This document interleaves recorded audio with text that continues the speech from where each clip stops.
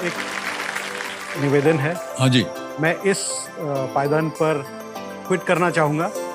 मैं चाहता हूँ कि बाकी जो मेरे बचे हुए हैं उनको मौका मिले। ओहो, अच्छा। मान्यवर, ये पहला अवसर है इस पूरे खेल के दौरान, 20 से ज़्यादा वर्षों से ये चल रहा है, कि किसी कंटेस्टेंट ने अपने साथियों के लिए एक गेम क्विट किया।